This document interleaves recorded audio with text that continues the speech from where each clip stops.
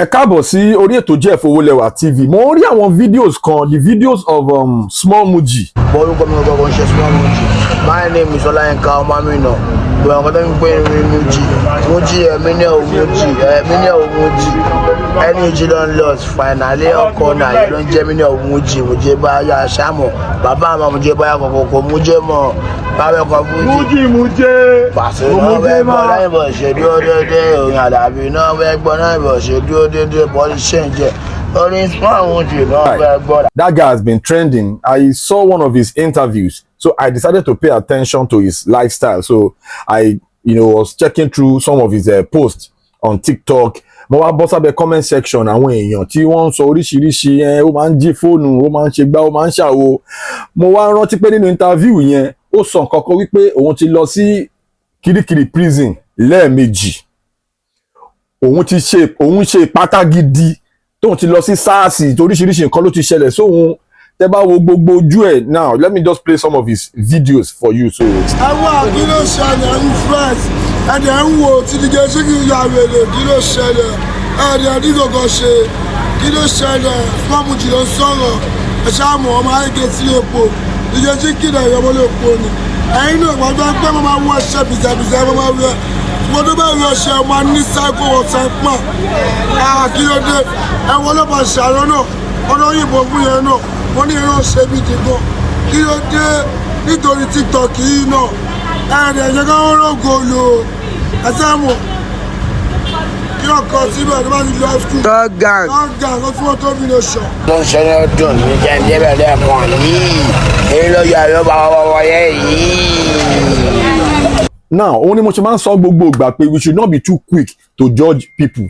Ṣẹ́chiri níláyé ta wà yìí, Ọlọ́run nìkan ló mọ ẹ̀dá ẹ̀ o, Ọlọ́run nìkan ló mọ ẹ̀dá tó dá. Bẹ́ẹ̀ ni, ó lè mọ ẹ̀dá Ọlọ́run ju Ọlọ́run fúnra rẹ̀ lọ.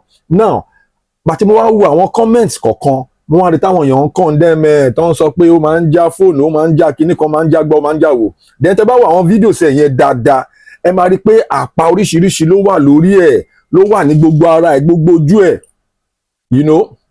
Ó dẹ̀ sọ nǹkan kan, ó ní àìmọye ìgbà tóun ti kú, tọ́lọ́run tún jí òun padà. Náà ibi tí mo mọ̀rọ̀ yẹn lọ gangan nìyẹn. Ṣé ti rí irú èèyàn báyìí tẹ́ ń wò yìí, irú ìka Mujy, small Mujy tí ẹ̀ ń wò yìí, tó fi lè mú Ọlọ́run tó sì dá ẹ̀mí ẹ̀ sí di táìmù táwa yìí, Ọlọ́run ní ẹ̀mí ẹ̀ lónìí. Ó ní nǹkan kan tọ́lọ́run fẹ́ fi ṣe, ó ní àrà tọ́lọ́run fẹ́ fi dá bó ṣe wà bẹ́ẹ̀ ṣe ń wò yẹn. Màá fún yín láwọn instances kọ̀ọ̀kan.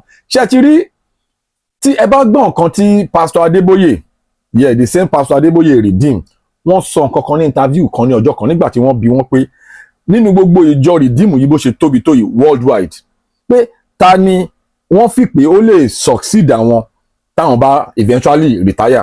Wọ́n dẹ̀ sọ nǹkan kan nínú fídíò yẹn. He said the person that is going to take over from me, that person is still in the world. Ládùúgbò gbogbo àwọn pastors, do you know how many pastors that we have under Redeem Church worldwide?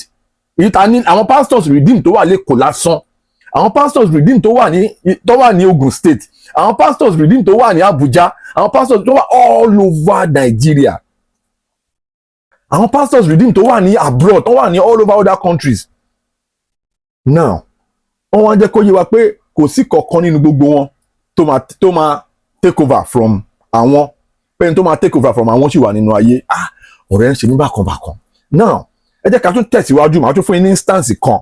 Torí ọ̀rọ̀ tí mo sọ wípé tó fi lè mú Ọlọ́run, tó fi lè dá irú èèyàn bẹ́ẹ̀ yẹn sí, ẹlòmíì gan wọn ṣaládàbí ẹ̀mejì tó máa ti kú dànù.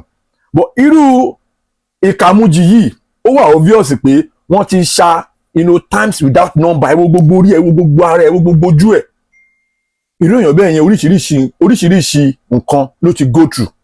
Ló fi sọ pé òun àìmọye ìgbà tóun ti kú, tóun tún jí. Ọlọ́run ló ń jí, kò kí ń ṣòun. Torí pé Ọlọ́run ní ẹ̀mí ẹ̀ lónìí. Bẹ́ẹ̀ ni, ẹ jẹ́ kí n proceed pẹ̀lú fídíò yìí. Ṣé ti rí, if you check the likes of, ẹ jẹ́ kí n fún yín ní Alhaji Wasiu Alabi Pasuma ọ̀gá ńlá one. Yes, tẹ́ bá gbọ́ àwọn interviews yẹn, ọmọ Mushin làwa, àwa mọ bó ṣe ń lọ. Tí ẹ bá gbọ́ àwọn interviews yìí, ọ̀gá ńlá Alhaji Wasiu Alabi Pasuma, wọ́n máa ń sọ pé gbà táwọn bẹ̀rẹ̀ iṣẹ́ fújì, yẹ ọmọ gbòòrò làwọn, àzìn àwọn ṣe pátá gan àwọn ṣe ìpátá gan, ìpátá àwọn lọ fà. Ẹ wá wò wọ́n lé ní báyìí sìn. Ṣé ti rí ìpátá tán ṣe yẹn, ẹlòmíì á ṣe ìpátá yẹn ló máa gbé dẹ́wọ̀n kò dẹ̀ ní bọ́m̀bẹ̀. Ẹlòmíì á ṣe ìpátá yẹn ló máa bá lọ, á kàn kú dànù ni. Ẹlòmíì á dẹ̀ ṣe ìpátá tọ́lọ́run bá ní òun ní ògo tóun fẹ́ lò lára ẹ̀, òun ní ẹ̀mí ẹ̀ lò, kò sí bẹ́ẹ̀ ṣe fẹ́ ṣe kò ní kú. Ẹ wo Alhaji Wasiu Alabi Pasuma lénìí. One of the greatest Fuji musicians ever. For somebody to have been reigning since the year 1993, láti gba recognition, he is still reigning till tomorrow. Kò fi gbà kan lọlẹ̀ rí, kò sí pé bóyá wave wọn wá lọlẹ̀ kó lọlẹ̀ rí, kò dẹ̀ ní lọlẹ̀ táyé máa fi parẹ́ ní agbára Ọlọ́run. Ọlọ́run á lọ́ra ẹ̀mí wọn, Ọlọ́run á tún fún wọn ní àlàáfíà ara tó péye. Now, ẹ jẹ́ ká tún gbé yẹn sí ẹgbẹ́ kan. Ẹ jẹ́ kí n tún proceed.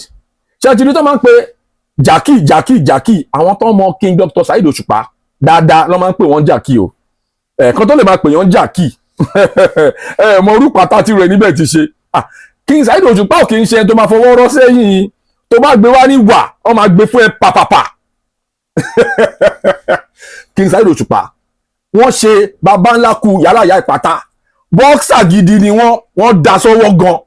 So ẹ wá wo life wọn bó ṣe turn around léni yìí. Àwọn tó mọ̀ wọn dáadáa àwọn tó súnmọ́ wọn tó máa sọ story King Dr. Saheed Òṣùpá fún yín. Ẹ máa ní bọ̀ àwa tá mọ̀ Jàkí a mọ̀ pé Jàkí àgbà o. You get. Now ẹ jẹ́ kí n tún tẹ̀síwájú nínú fídíò yìí torí pé Ọlọ́run ní ẹ̀mí wọn lò lẹ́sẹ̀ ń rí wọn dè ní. Ọlọ́run á túbọ̀ máa lọ́ra ẹ̀mí wọn ò ní kún kékeré, wọn máa dàgbà. Àmín. Now ẹ jẹ́ kí n tún proceed. Ẹ wo Shina Rambo. Yes, mo gbọ́ interview Shina Rambo kan Shina Rambo ti di pastor nsìn yìí, the popular Shina Rambo wọ́n ti di pastor nsìn. Now nínú interview yẹn wọ́n sọ àwọn oríṣiríṣi nǹkan táwọn ti ṣe nígbà táwọn sì wà lórí street, táwọn sì wà nínú ayé tó jẹ́ pé kò sí ogun táwọn ò ní. Àìmọye irú ẹni bẹ́ẹ̀ tó jẹ́ pé wọ́n ti pa wọ́n dànù. Ẹ wá wo Shina Rambo lénìí. Shina Rambo is a pastor. Ó ní mo ti ń sọ pé ojú tó bá ń wò ràkọ̀ràkọ̀ tó ń wò bàìbàì tójú yẹn ò bá fọ́, ojú yẹn máa padà ríran o, ó dẹ̀ máa rí nǹkan tó dáa.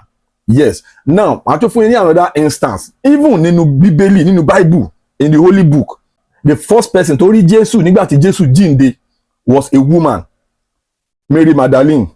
Mary Magdalene tẹ́ ń wò yẹn, wọ́n sọ ní according to scriptures, wọ́n jẹ́ kó yé wa pé àwọn evil spirit méjì ọ̀tọ̀ọ̀tọ̀ ló possess Mary Magdalene, and she was the first person that saw Jesus Christ nígbà tí Jesus Christ tán jíǹde.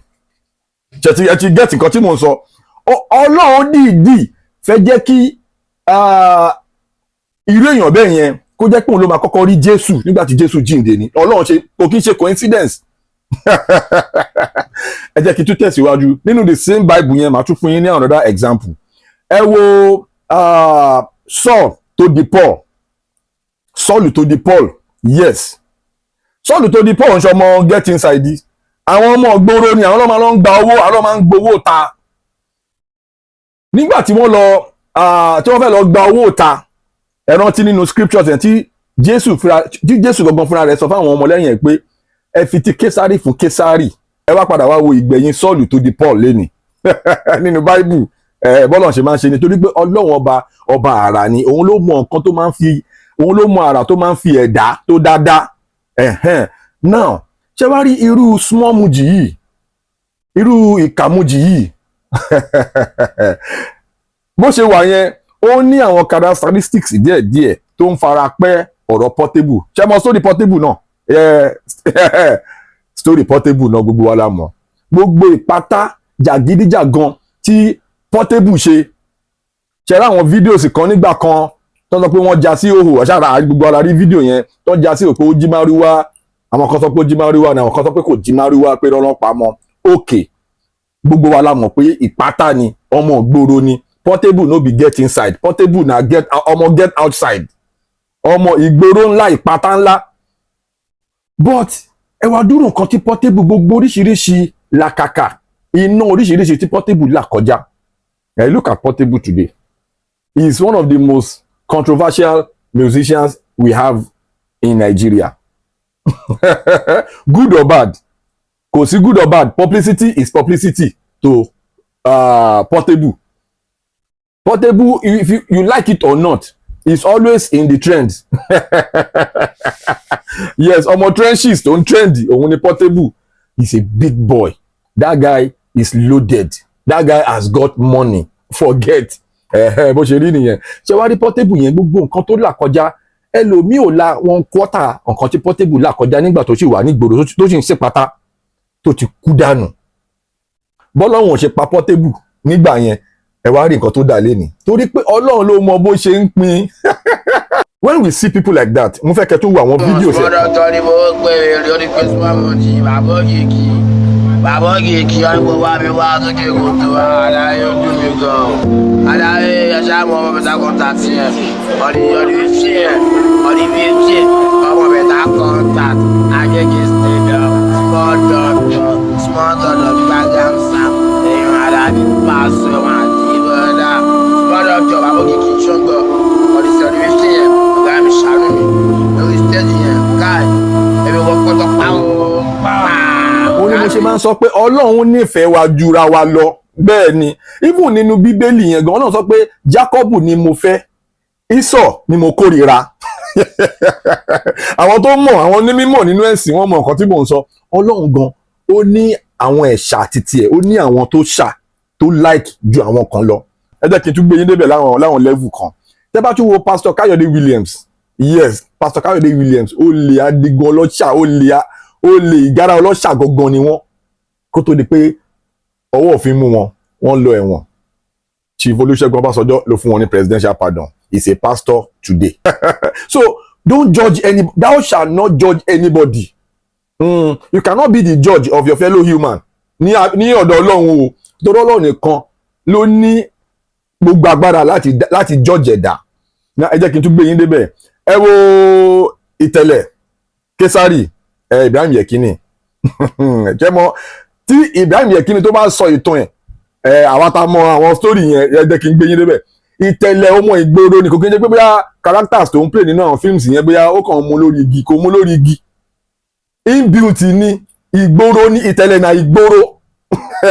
ọmọ ìgboro tó máa lọ ń gbowó lẹ̀ tó máa ti ń ṣe site àwọn ọmọ onílẹ̀ iṣẹ́ títẹ̀lẹ̀ ń ṣe gangan nìyẹn tẹ́lẹ̀ kó tó di star. So tẹ bá rí tó ń play àwọn characters yẹn kò kí n jẹ́ pé bóyá ó mọ̀ ọ́ ni kò yé yín. Ẹ jẹ́ kí n gbé yín lé bó ṣe rí gangan nìyẹn. Ẹ wá wo ìtẹ̀lẹ̀ Késárì lẹ́ni nílẹ̀ tó mọ́lẹ̀ nìyí. One of the most influential actors in our Nollywood. One of the most successful actors in our Nollywood ní ìtẹ̀lẹ̀ Késárì lẹ́ni yìí. Torí pé Ọlọ́run ní ẹ̀mí ẹ̀ lò. Ọlọ́run fẹ́ jẹ́ kí ògo ẹ̀ yẹn kó shine ni kò ṣe kú sójú ogun tó rógun ni. Ìbọn tó fẹ́ lọ báwọn èèyàn sáìtì tó fẹ́ lọ bọ́ọ̀sì wọn sáìtì tó fẹ́ lọ gbowó lẹ̀ àwọn tó fẹ́ lọ bọ́ọ̀sì náà ó bàbá àwọn yẹn kan gbé dání tí wọ́n bá má dáadáa ní káwọn yẹn bá kó bọ̀ dání ńkọ́. Ó ti ẹ̀sọ̀ kan ní ọjọ́ kan nígbà táwọn shoot táwọn location ó ní táwọn lọ bọ́ọ̀sì sáìtì kan táwọn fẹ́ lọ gbowó lẹ̀ báyìí tíjà yẹn di yamayama tó di yamayama ẹni orí yọ dilé àìmọye àwọn tó ti kú tí ogun yẹn ní táìmù yẹn. Ẹ wo Késárì ẹ wo tẹ̀lẹ̀ lẹ́ni Ibrahim Yekini kan náà ẹ wo lẹ́ni torí pé Ọlọ́run ní ẹ̀mí ẹ̀ lò Ọlọ́run fẹ́ jẹ́ kí ògo ẹ̀ kó shine. Ìtẹ̀lẹ̀ ò ní kú aburú ò ní ṣẹlẹ̀ sí yóò máa dàgbà àlùbáríkà yóò máa lọ fà ògbé ò ní wọ́ mi bó ṣe rí gangan nìyẹn. Now ẹ jẹ́ kí n tún wá padà sínú scriptures. Yes gbogbo ara rántí David. According to scriptures wọ́n jẹ́ kó yé wa pé ẹ̀jẹ̀ pọ̀ gan ní ọwọ́ David ọba David. Ọlọ́run wá fi sọ pé kò ní kọ́lé fóun ìyẹn torí pé ẹ̀jẹ̀ pọ̀ lọ́wọ́ ẹ̀ lọ́lọ́run fi sọ pé Ọlọ́run nífẹ̀ẹ́ gan kí ẹ̀jẹ̀ ẹ mọ̀ nǹkan tó mìíràn ẹ̀jẹ̀ pọ̀ lọ́wọ́ èèyàn. Ẹ̀mí ọmọ ènìyàn ti tọwọ́ ẹ̀jà bọ́. Ó wà lára àwọn tí Ọlọ́run nífẹ̀ẹ́ jù nínú scriptures.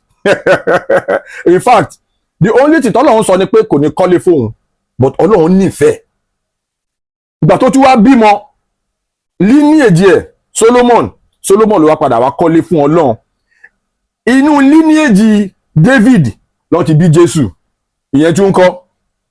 So máa bá Ọlọ́run máa judge. Don't be the judge of anything. Just day your day.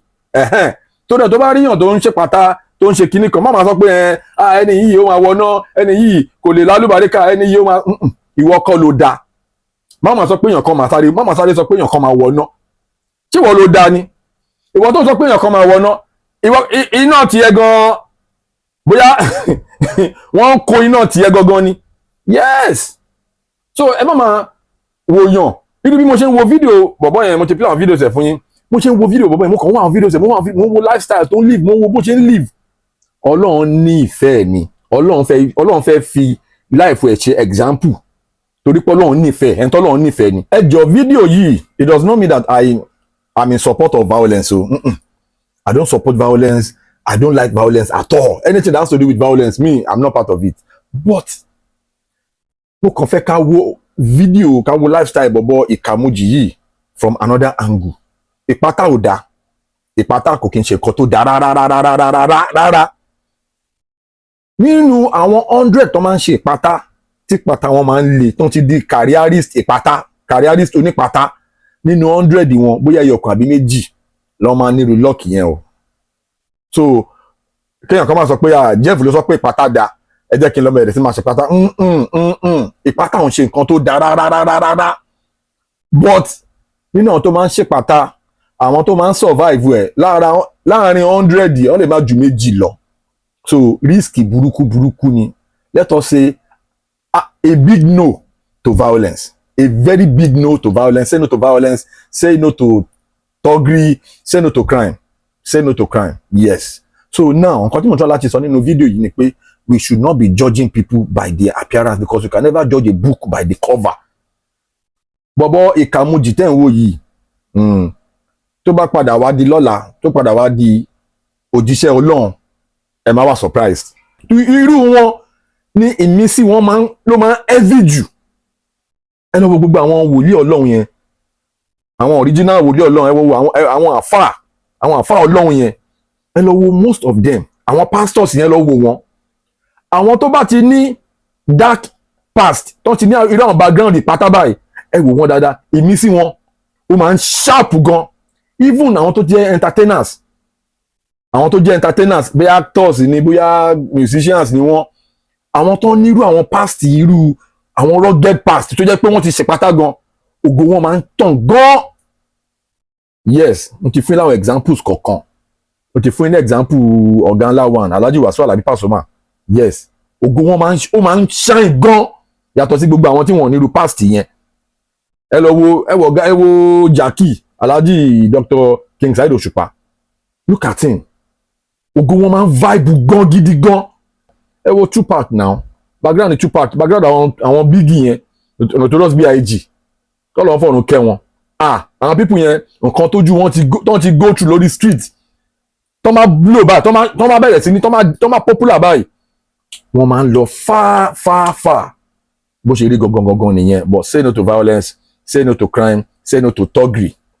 You get Jeff Owulewa lórúkọ mi. If you know that you are watching my videos and you have not subscribed to my channel, please do so. Subscribe to my channel and smash that notification bell. So when my next video is popping up, you will be the first to see it. God bless you for watching my videos, and God bless you more for dropping those beautiful comments. I really appreciate you guys. Holla. Please subscribe to my YouTube channel and press the notification button.